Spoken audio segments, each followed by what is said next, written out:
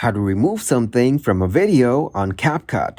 Hello everyone. In this video, I will show you how to remove something from a video on Capcut. First of all, open up the Capcut app. Once you get into the app, click on Project from Edits. Now tap on the timeline of the video and click to make a copy of your video. Then overlay your copied video under the original one. After that, tap on the copied video and click on the mask option from the editing bar. Now choose any shape in which you want to adjust the mask. Then adjust the mask on any specific area of your video to hide or remove something from the video. You can choose different shapes and apply the mask anywhere on your video to remove anything. Thank you guys for watching this video. Hope you got some value.